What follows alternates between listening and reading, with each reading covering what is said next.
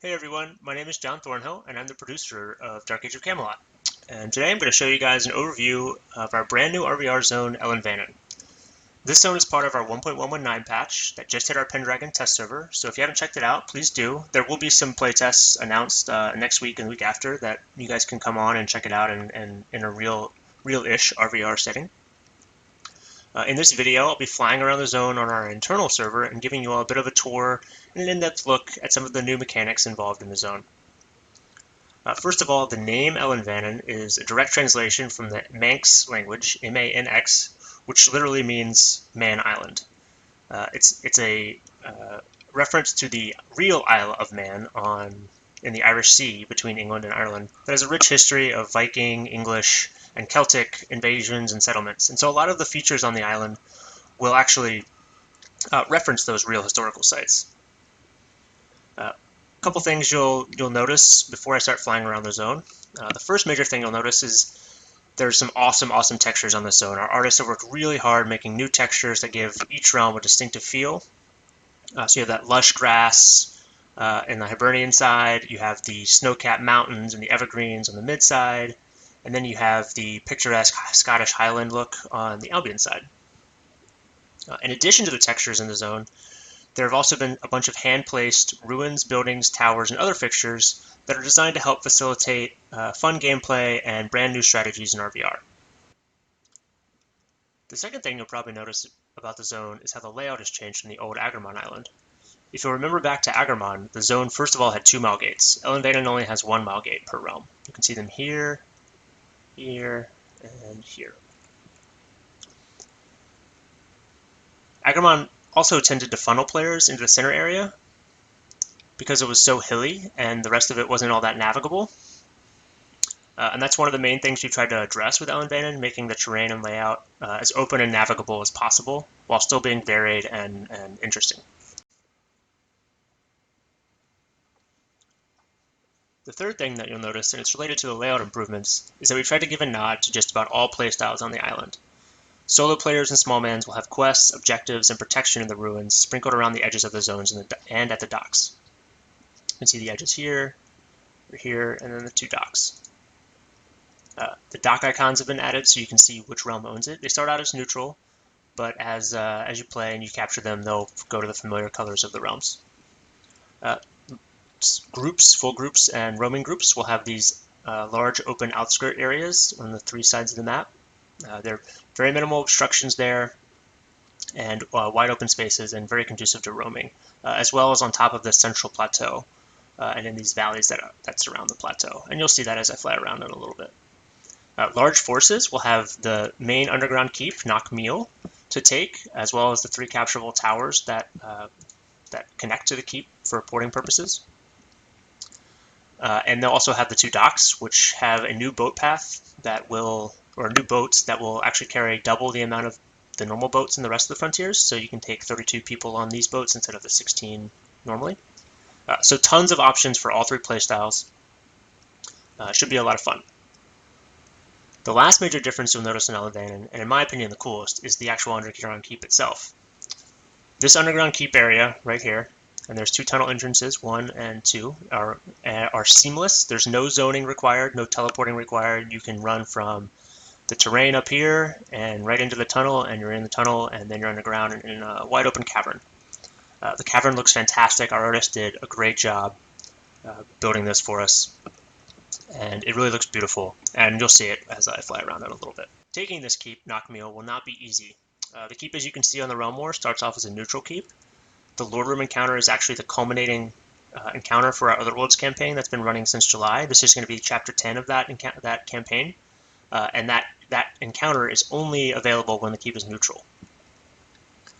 Once the neutral keep lord is defeated, the keep behaves like a normal keep, as you'd find throughout the rest of the frontiers, with one exception. It will reset to neutral and kick everyone out that's currently in the keep every 90 minutes after it's been taken by 1 realm, or after 1 realm holds it for 90 minutes. If multiple realms start taking it back and forth, it'll just keep flipping back and forth. And this will give a chance to help keep the realm versus realm action on the island fresh, because it'll be reset every once in a while, and it will allow everybody to complete this new Otherworlds Chapter 10 campaign encounter. So we're really excited to see how you guys like the underground keep and how it interplays with the rest of the frontier.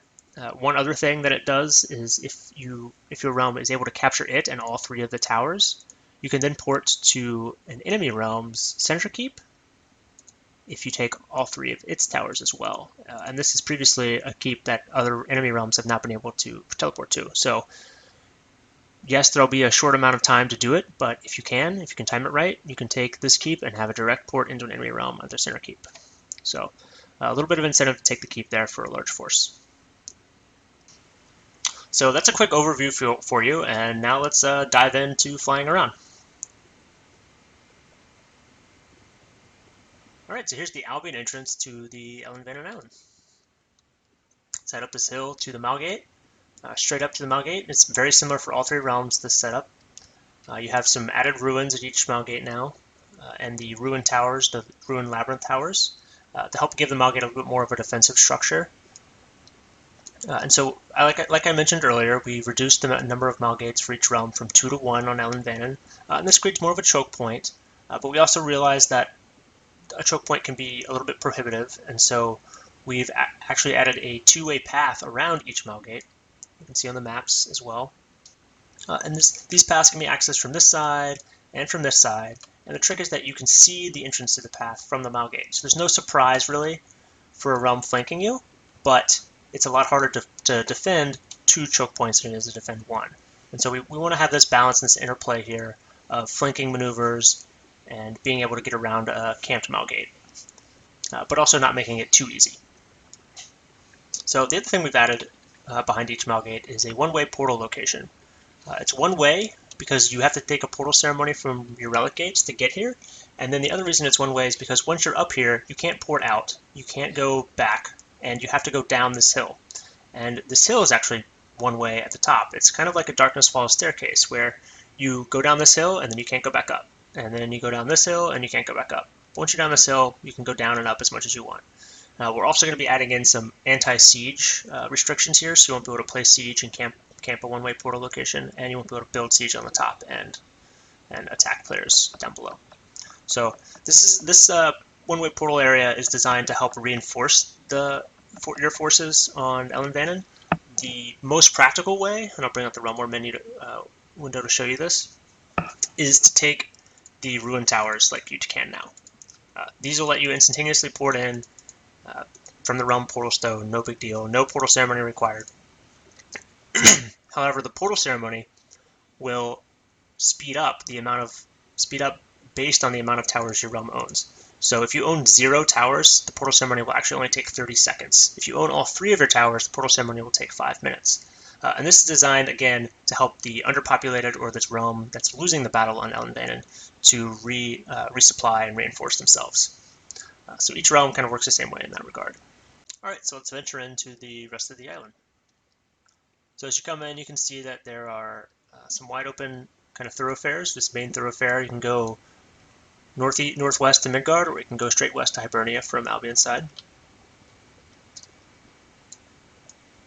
And already you should be seeing that there's kind of a little bit more visibility than the old Agamemnon zone. Now let's just do a quick loop.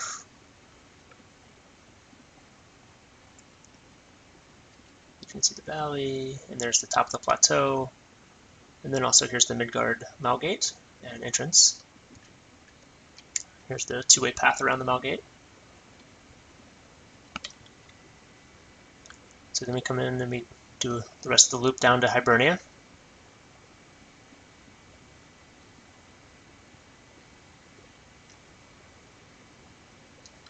Here's the other side entrance to the underground portion of the keep. I'll go in there in a little bit.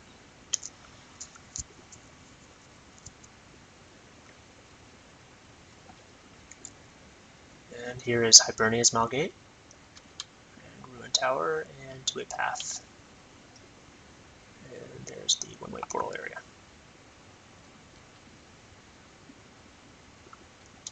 With a nice view of the island.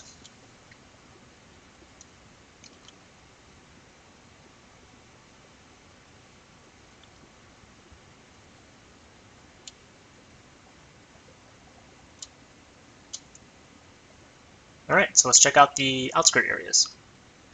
So just to show you where I am on the map, right here, and we're heading into this little outskirt area here.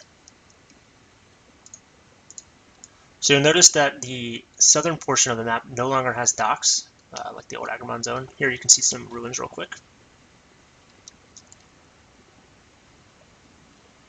So yeah, no docks.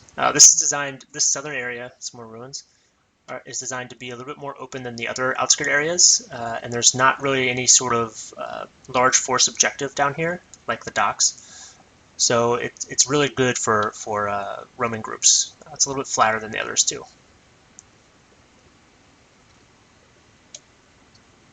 So plenty of space for roaming groups to be on the island.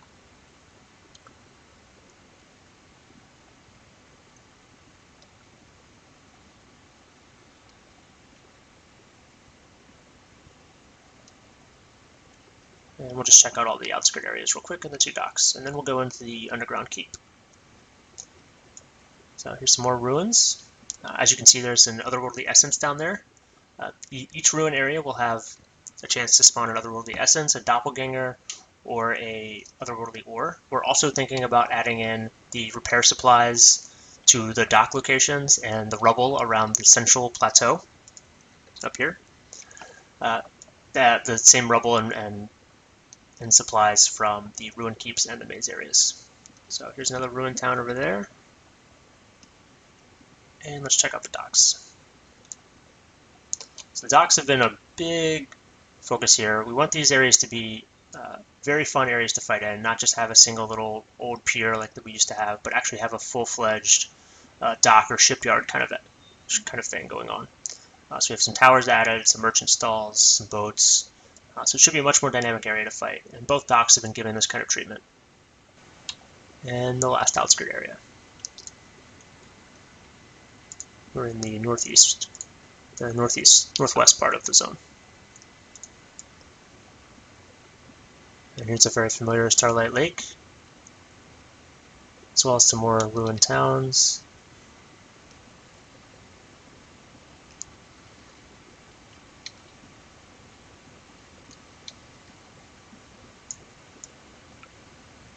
There's another lovely essence down there too.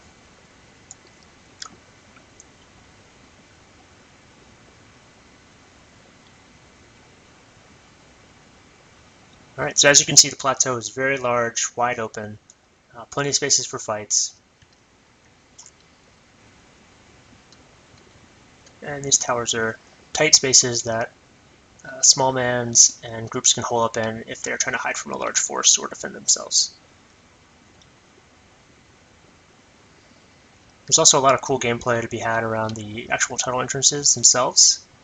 All of this rock is passable terrain, so you can climb up on it and ambush people from it. And again, the tunnels themselves are completely seamless. There's no zoning or teleporting required into here. You simply just run in and you run out. So it's a wide open zone. It's very large. So you have this whole space. You have the whole playable space here in the middle. But then you've also got to remember that almost the entire area here in the center, you have 2 levels to it. You have the underground portion and you have the above ground portion. So very large zone, plenty of space for everyone.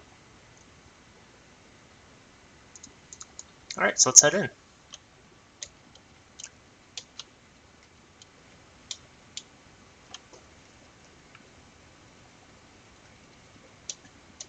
Give you kind of a widescreen look of the cavern.